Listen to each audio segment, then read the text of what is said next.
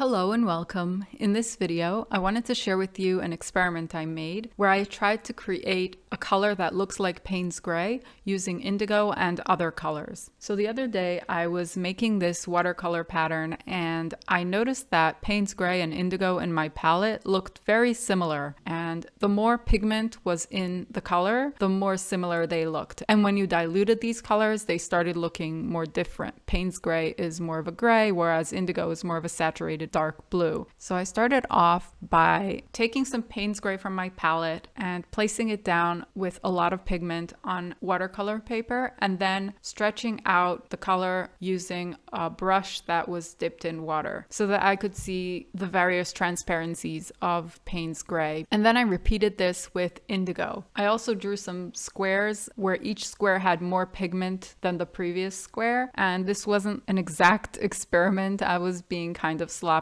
and not very meticulous about it, but that's okay. And at this point, I noticed that my Payne's gray looked like it was contaminated with indigo, so I thought to myself, maybe the Payne's gray in my palette had some indigo dropped into it. So I took some fresh Payne's gray from the tube and tried again. So after I made these squares with the fresh Payne's gray from the tube, I noticed that it still looked like it had indigo in it, and that my original Payne's gray was probably not contaminated. It was just the way Payne's gray is. And then I thought to myself, all right, let's try to desaturate the indigo. And I thought to myself, well, I'll try to desaturate it using orange. And I went overboard. At first I added too much yellow, so it turned out too green. Then I added too much red. It turned out completely red. And I kept going in this very haphazard, sloppy manner, not calculated and not meticulous at all. And at this point, I was starting to create these sort of muddy, desaturated colors, and I actually really like them. And I want to try to incorporate these colors more in my watercolor and not just use the very saturated reds, blues, purples, pinks, and so on.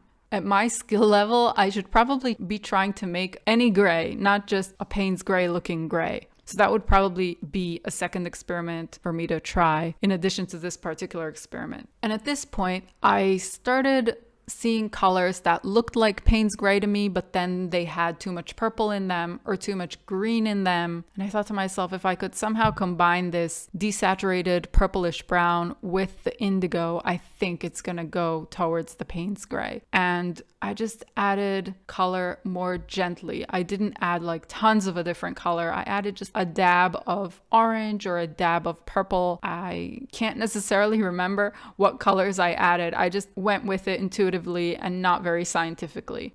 It was at this point that I said to myself, okay, I'm gonna take a little bit of indigo from the tube and add just a tiny bit of indigo to this purple. And that's when I started seeing something that started to look like Payne's gray. So color theory is such an interesting topic. I'd love to learn more about it. And these last 4 squares, I think, were a success in terms that I was able to create a bluish gray, something that looked like a diluted Payne's gray. I have no idea what colors I put in here, but I learned a lot from this experiment, and I'm going to make a second iteration and try to focus and have more control over the colors and use what I learned from this sort of haphazard experiment to make a more meticulous experiment, and I will share that with you in an upcoming video. This was so much fun to try. If you want to try it yourself, give yourself a challenge of trying to create a color that looks like Payne's gray using indigo and any other color. I hope you enjoyed watching this video. Thank you very much for watching. If you enjoyed, please leave a like and share with your friends. And if you haven't subscribed to my channel, consider doing so, and I will see you next time.